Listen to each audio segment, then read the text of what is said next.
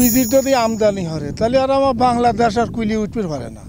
দামটা যা আছে এই থাকলে ভাবে আমরা বাঁচবো, আর যদি বাইরে পিস নিয়ে আসে তাহলে ইহাভাবে কৃষকের মাথায় বাড়ি দেওয়া।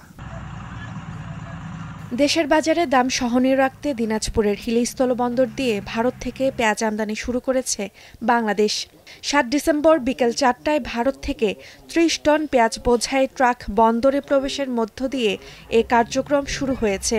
আমদানি করা এসব পেঁয়াজ প্রতি কেজি বিক্রি হবে ৫০ থেকে ৫৫ টাকার মধ্যে। ৩০ টন পণ্যের বাহী একটি পেঁয়াজের ট্রাক প্রবেশ করেছে।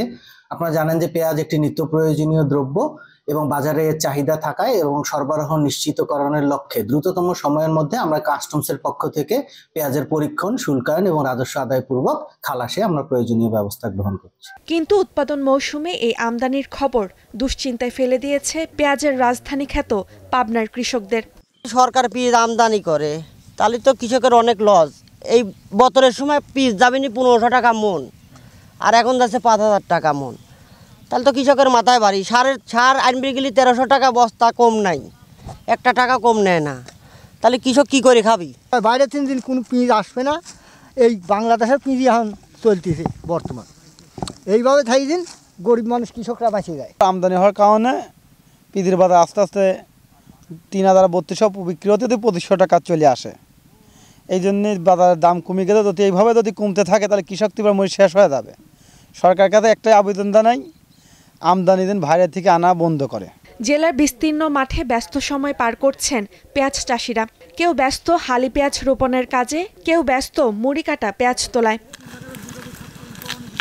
আমদানির খবরে বাজারে কমতে শুরু করেছে পেঁয়াজের দাম। একই দিনে কমেছে কেজিতে ৪০ টাকা পর্যন্ত। শুধু শহরের ভোক্তাদের কথা বিবেচনা নয়, বরং তাদের কথাও সরকারকে মাথায় রেখে আমদানির বিষয়টি ভাবতে হবে। পার বিঘাতে নিম্নপক্ষে ৭০,০০০ টাকা খরচ হবে, বুঝছেন। আর যদি বাজার যদি এরকম থাকে ৪-৫ হাজার টাকা করে থাকে তাহলে পরে কিছু থাকবে।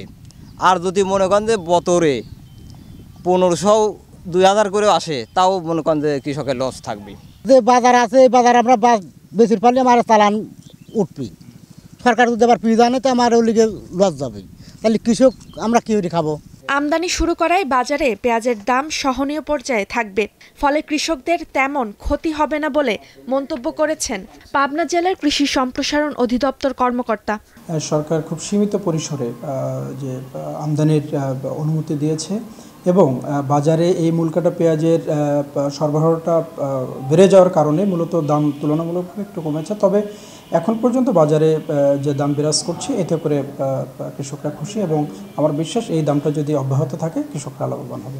কৃষি সম্প্রসারণ অধিদপ্তরের তথ্য মতে বাংলাদেশে ২০২৪-২৫ অর্থ বছরে ৪৪,৪৮,০০০ টন পেঁয়াজ উৎপাদন হয়েছে। আর বিবিএস-এর তথ্য অনুযায়ী দেশে পেঁয়াজ উৎপন্ন হয়েছে ২৯,১৭,০০০ টন। সরকারি বিভিন্ন সংস্থার তথ্যেই দেখা যায় গড়মিল। তাই চাহিদার বিপরীতে উৎপাদন ঘাটতি ও সে অনুযায়ী পেঁয়াজ আমদানি নিয়েই বিভ্রান্তি থেকেই যাচ্ছে। Roksana Rimi, star news.